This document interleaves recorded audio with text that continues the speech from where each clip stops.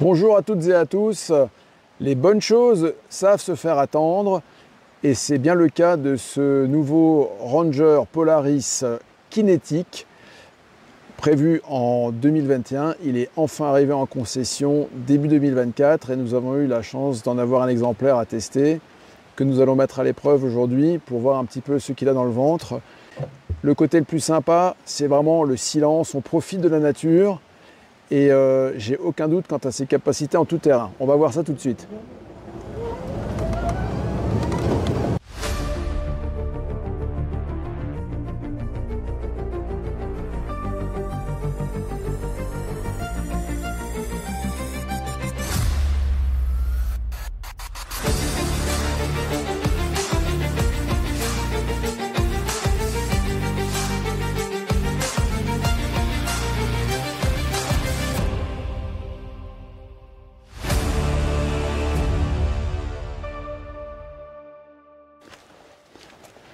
On s'est assez amusé, rentrons dans le détail du Polaris Ranger Kinetic XP, donc moteur électrique comme on l'a déjà évoqué.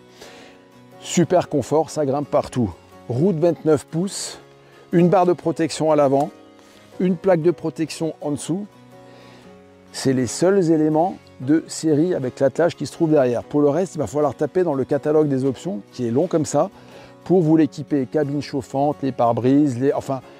C'est long comme ça, donc faites-vous plaisir si vous avez besoin d'avoir un véhicule fermé, chauffé, etc. Bon, pour le reste, l'intérieur, la cabine, l'ergonomie irréprochable, tout tombe sous la main. Le volant, on peut l'incliner, le siège, on peut l'avancer, le reculer. Je fais 1m92, là évidemment il est reculé au maximum, mais on est très bien assis dedans. Les sièges sont synthétiques, donc facile à nettoyer au Karcher. Par contre, quand il fait chaud, on a tendance à transpirer un petit peu. Voilà, on ne peut pas tout avoir. Les rangements, il y en a vraiment partout. On en a même deux qui sont fermés, étanches, dans lesquels on peut rentrer une jumelle full size, télémètre, des couteaux, enfin bref, tout le matin dont on a besoin. La prise en main du véhicule, honnêtement, c'est très rapide. Il faut s'y faire un petit peu au début, évidemment, parce que c'est toujours pareil. Mais globalement, en 10 minutes, un quart d'heure, vous maîtrisez la chose. Voilà.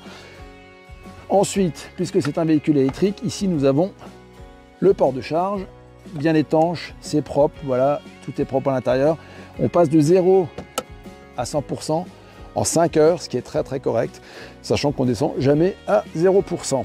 Et puisqu'on parle de la batterie, le véhicule, le Premium, contrairement à l'Ultimate, qui est la version avec deux batteries dont l'autonomie est de 129 km, celui-ci est donné à 70 km d'autonomie. Alors, franchement, on n'y croyait pas, mais ça le fait.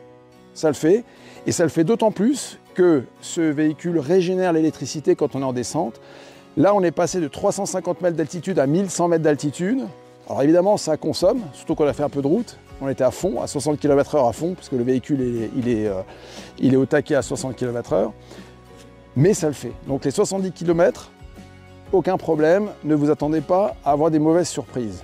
La benne, capacité de charge 567 kg, ça en fait des sangliers. Et pour nettoyer, eh ben, on ouvre, il y a un vérin hydraulique qui assiste, paf, on peut nettoyer, on referme. Derrière le haillon, en option très très intéressante, un prolongateur de haillon qui est composé comme ça de tubes, qui permet en fait d'augmenter la surface de charge pour mettre du gibier, par exemple, des morceaux de bois, enfin que sais-je. Ça, c'est une option que je trouve très utile. À l'arrière, comme je l'évoquais, on a un attelage, 1 tonne de capacité de traction sur une remorque freinée. C'est énorme pour un véhicule comme celui-là. On ne l'imagine pas, mais franchement, c'est très très bien. Côté confort, irréprochable. On a des suspensions 25 cm de débattement. Le couple, il est très très agréable. Bon, ça c'est propre au véhicule de toute façon électrique. Alors en plus du côté je passe partout, équivalent au modèle thermique, ce que j'adore, c'est le côté silencieux. Là, on entend juste un petit peu les frictions du moteur électrique, ça c'est normal. Mais regardez maintenant, si je m'arrête, silence. C'est génial. Et pour ce qui est donc de la conduite de nuit, parce que c'est quand même important quand on va à la chasse, les projecteurs sont vraiment super efficaces. On l'a testé hier soir.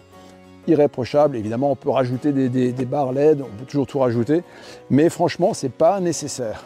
tel qu'il est là, tel que vous le voyez là, c'est la version de base, la version premium, donc qui est proposée en entrée de gamme telle qu'elle est ici, sans équipement, sans rien, à 39 999 € TTC. C'est important de le signaler puisqu'on parlait des options qui sont plus chères, etc.